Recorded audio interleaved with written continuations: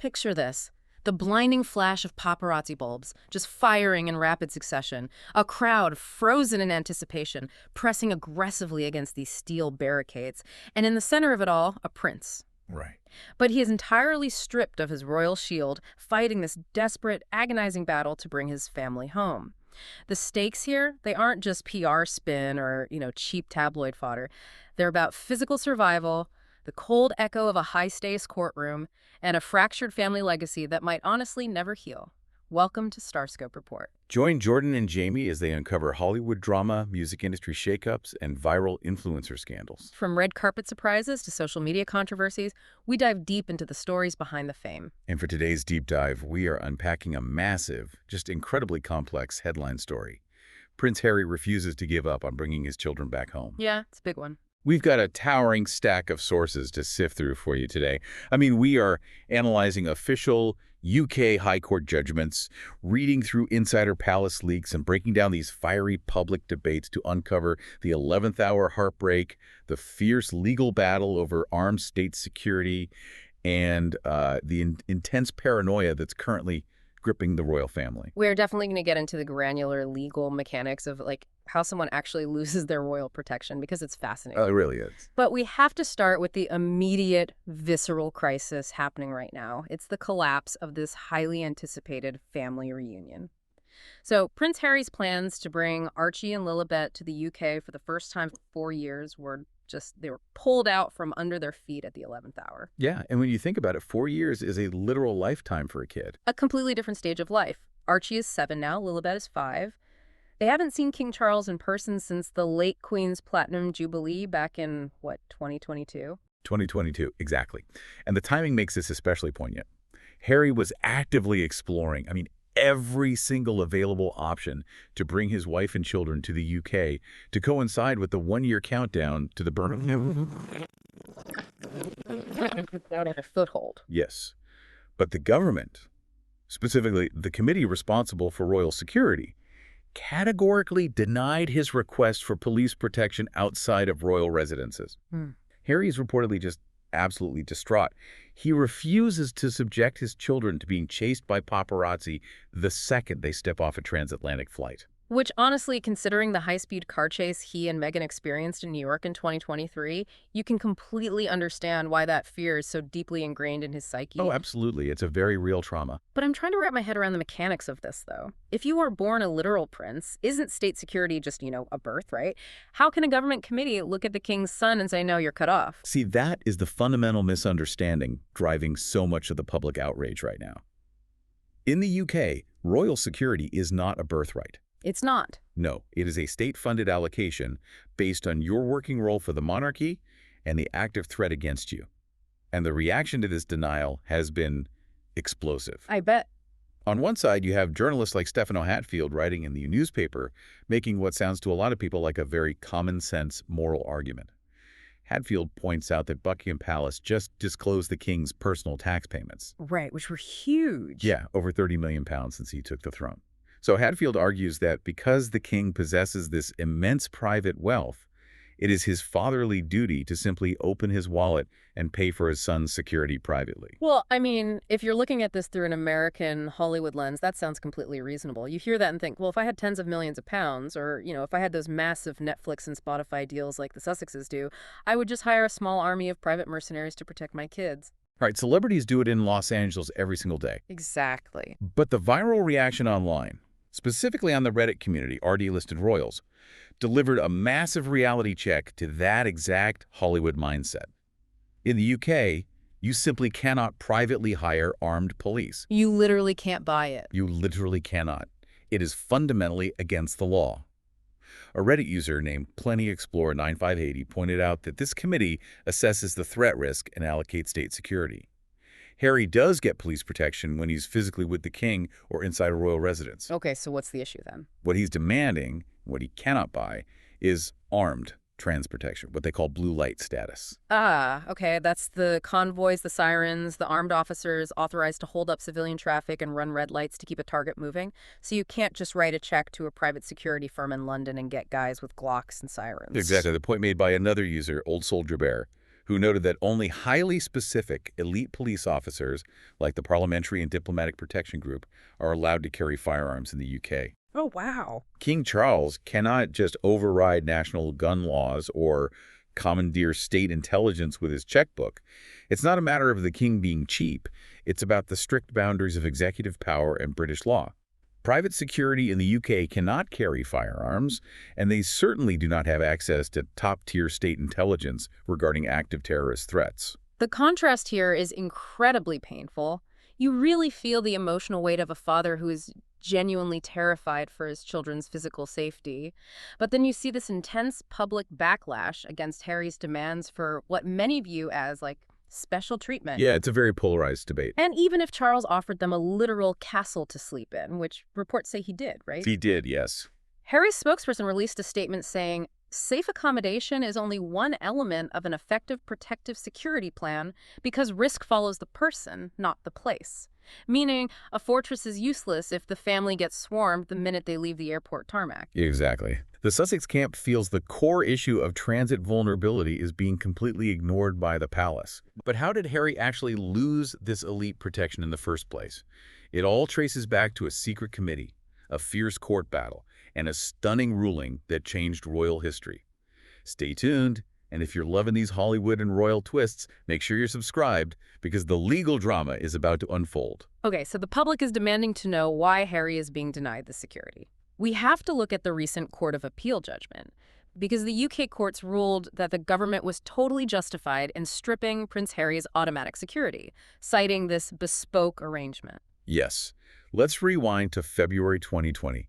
That was the moment Harry stepped back from royal duties. The infamous Megxit moment. Right. So the committee in question is RAVSC. That's the Executive Committee for the Protection of Royalty and Public Figures. It is composed of high-ranking officials from the Home Office, the Metropolitan Police, and the royal household. So, heavy hitters. Absolutely. Their job is to decide who gets taxpayer-funded protection. And they decided to withdraw Harry's publicly funded Metropolitan Police protection by March 31st, 2020. And Harry took them to court over it. He brought a judicial review against the Home Office. Looking at the legal analysis from Carruthers Law and the actual Court of Appeal judgment, his argument wasn't just, I'm a prince, protect me. No, it was highly technical. He argued that RFS actually broke its own published rulebook, specifically their 2017 Terms of Reference. Exactly. The 2017 policy dictates that RFS evaluates security based on a highly formalized risk analysis. And this is conducted by a subcommittee called the Risk Management Board, or the RMB. Okay, and how do they figure that out? Is it just a feeling? No, the way the RMB measures threat is by using a specific matrix. They look at intent, times capability, times vulnerability. They score the risk objectively. Like a math formula for danger. Pretty much. Okay. And Harry's lawyers argued that RFEC made the monumental decision to strip his security without ever commissioning a fresh risk analysis from the RMB. So his legal team is basically saying, you fired me from the protection program without even running the mandatory threat assessment that your own policy requires. Right. And that procedural argument leans on a very specific concept in UK public law known as the Nataraja principle. The Nataraja principle. Okay, what is that? It essentially dictates that public bodies must follow their own published policies unless there is a justifiable good reason not to. It prevents government agencies from acting arbitrarily. So you can't just make up the rules as you go. Exactly. Harry's team argued there was absolutely no good reason to skip the RMB risk analysis before pulling his armed guards.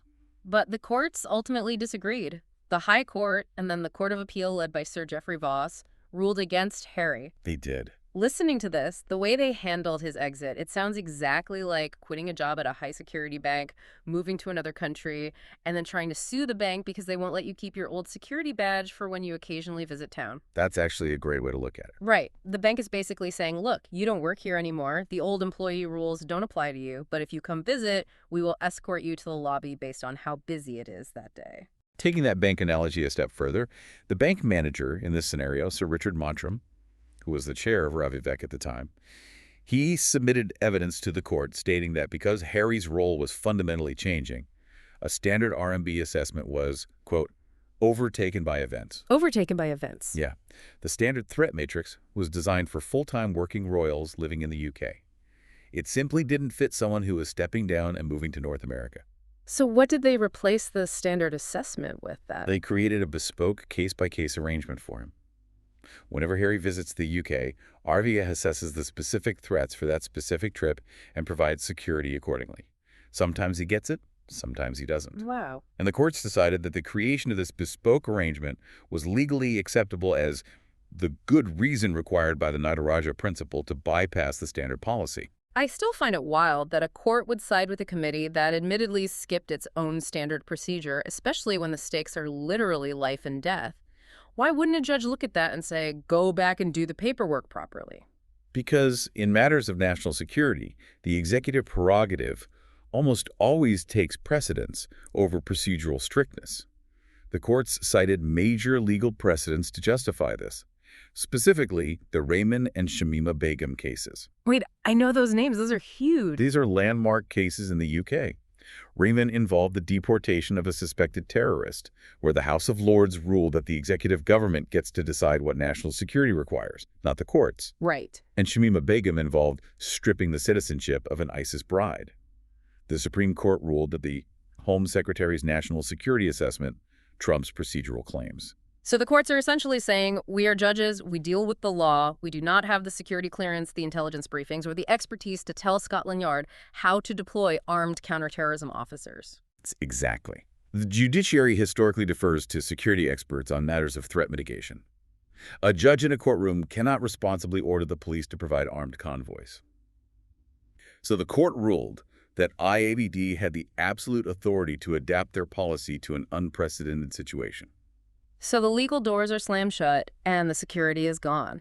But Harry has a new, unexpected plan to establish a foothold in the UK, and it's absolutely terrifying the palace. We'll get into that shocking twist right after this. Hit that subscribe button so you don't miss what's coming next. Okay, so with mobile transit security completely off the table, the focus naturally shifts to real estate. Right. Prince Harry is officially hunting for a permanent fortress-like base in the UK, but his impending return has sparked deep paranoia inside palace walls. He needs a secure perimeter. Because up until recently, they did have a secure home in the UK, Frogmore Cottage. They did, yes. But they officially vacated that estate on June 29th, 2023. And what is absolutely fascinating to me about that date, June 29th, 2023, is the exact same day Harry legally declared the United States as his primary residence on his official business paperwork. Oh, the symbolism of that is just hard to ignore. It's massive. The day you hand over the keys to your royal home is the day you officially declare you legally belong to another country. But since that severing of ties, whenever he visits the UK, he is effectively homeless in his country of birth.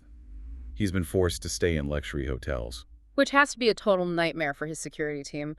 A hotel has multiple public entrances, busy lobbies, unpredictable guests, staff coming and going. I mean, you cannot lock down a hotel the way you can lock down an estate behind literal castle walls. Exactly. And according to former royal staffer Grant Harold, Harry has come to the realization that he only has one family and he desperately wants a permanent UK base to rebuild those connections. Right. He wants a safe, permanent environment where his children can actually spend time with their grandfather. On paper, that sounds like a beautiful peace offering. It's a son trying to heal a rift so his kids can know their heritage. But inside the palace, this olive branch isn't being received with open arms. It's being viewed as a ticking time bomb. Is it just pure paranoia? Or is it justified? I mean, imagine the tense silence in the palace corridors right now. Yeah. Reports from Reality TV reveal that while King Charles is trying to keep the door open for reconciliation... Because he genuinely misses his grandchildren. Right, of course. But other royals are very worried. Trust is entirely shattered. The prevailing fear is that any private family conversations or behind-the-scenes interactions during a UK visit will inevitably be monetized. They are terrified it will end up in a sequel to Spare, a new tell-all book, or another multi-million-dollar Netflix documentary. But I have to ask, as impartially as possible, is Harry actually trying to blackmail them with the threat of exposure? Or is the palace just deeply traumatized and overreacting to a guy who just wants a safe house for his kids? I mean, they are treating a simple father-son visit with the same suspicion and lockdown protocols as a hostile corporate takeover. It is a fundamental clash of existential needs. Oh, so? On one hand, you have the Sussexes, who need to fund their independence. Maintaining sprawling private security details, PR teams, and estates in California requires immense, continuous media income. Their most valuable currency, their unique selling proposition to platforms like Netflix and Spotify, is their proximity to the crown and their insider knowledge of the royal family. Right. And on the other hand, The monarchy relies on absolute discretion, mystique, and trust for its survival.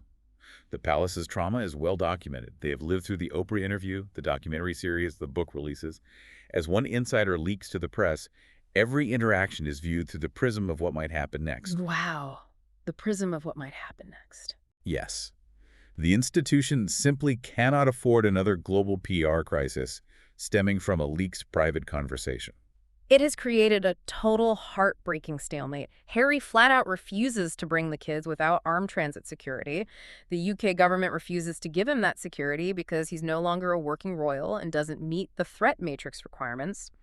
King Charles offers a secure royal residence to help, but the wider palace machinery is terrified of what happens if Harry actually moves back into their orbit. And caught in the middle of all these cold court documents, risk assessments, and palace leaks, you have two small children. Exactly. Archie and Lilibet are growing up thousands of miles away from their heritage, completely isolated from a grandfather who wants to see them, all because of an unsolvable logistical and emotional deadlock. Which brings us to a final thought for you to chew on today.